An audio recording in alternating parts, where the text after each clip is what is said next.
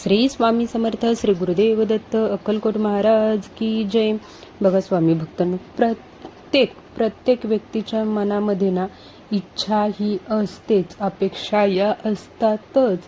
असा कोणताच माणूस नाही आहे की त्याच्या इच्छा नाही आहेत, अपेक्षा नाही आहेत. प्रत्येक संसारिक माणसाच्या इच्छा असतात आणि त्यासाठी आपण काय करत असतो, नेहमी कोणते ना कोणते जप करत राहतो, सेवा करत राहतो, स्वामींची सेवा करतो. वेगवेगळ्या प्रकारच्या, कोणी नित्यसेवा करतं, कोणी गुरुचरित्र पारायण करतं, कोणी श्री स्वामी चरित्र सारामृत ग्रंथाचं पारायण करतं.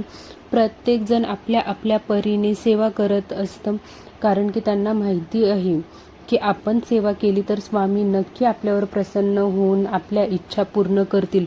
याच अपेक्षेने प्रत्येकजण स्वामींची सेवा करत असतं. पण मी सांगू इच्छिते तुम्हाला की प्रत्येक वेळेस तुम्ही सेवा केली आणि तुम्ही जी काही इच्छा मनामध्ये धरून सेवा केली, ती इच्छा लगेच पूर्ण होईल असं नसतं. कधी कधी वेळ लागतो, कधी आपलं प्रारब्ध असतं, आपले भोग असतात. जोपर्यंत आपले भोग संपत नाहीत ना, तोपर्यंत प्रत्येक इच्छा आपली पूर्ण होईल असं नाही. होईल, एक ना एक दिवस ती इच्छा पूर्ण होईल, कारण की स्वामी सेवेत जो कोणी येतो ना, तो रिकाम्या हाताने कधीच परत जात नाही. त्यामुळे तुम्हाला वेळ लागेल तुमची इच्छा पूर्ण होण्यासाठी, पण नक्की स्वामी तुमची इच्छा पूर्ण करतील. फक्त लक्षात ठेवा, इच्छा ही चांगली पाहिजे.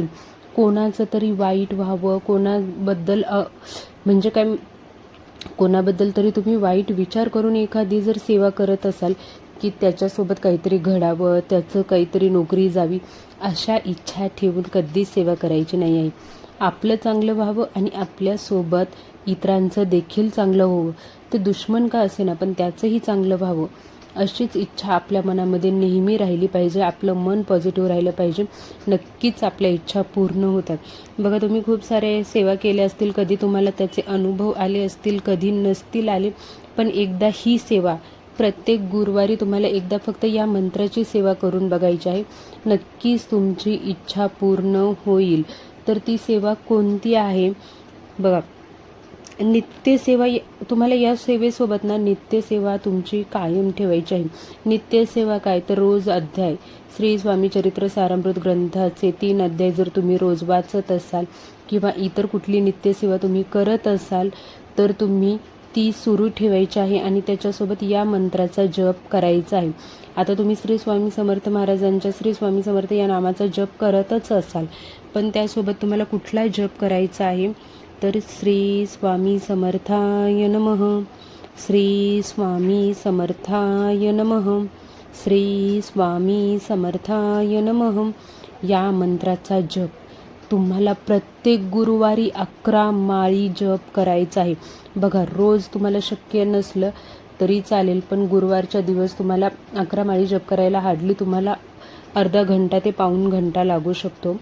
पण प्रत्येक गुरुवारी तुम्हाला या मंत्राचा जप करायचा आहे आणि सोबतच तारक मंत्र देखील म्हणायचा आहे. जर का तुम्ही ही सेवा प्रत्येक गुरुवारी केली ना, तर नक्कीच तुमची इच्छा पूर्ण होणार आहे आणि तुमच्या ज्या काही अपेक्षा आहेत त्या देखील पूर्ण होतील. फक्त लक्षात ठेवा, इच्छा चांगली पाहिजे, ज्याच्यातून दुसऱ्याचं काहीतरी वाईट होईल असं काही नसलं पाहिजे. आणि जरी तुमची इच्छा लवकर पूर्ण होत नसेल ना, तरी स्वामींवरचा विश्वास कमी होऊ देऊ नका, कारण की कधी कधी वेळ लागते. पण एकदा का तुम्हाला तुमचं प्रारब्ध भोग संपले ना भोगून, तर तुमची इच्छा नक्की पूर्ण होते. फक्त विश्वास ठेवा, सेवा करत राहा आणि नेहमी सगळ्यांचा आदर करा आणि खोटं बोलू नका. आजचा व्हिडिओ तुम्हाला आवडला असेल तर व्हिडिओला नक्की लाईक करा आणि ही सेवा नक्की करून बघा. श्री स्वामी समर्थ.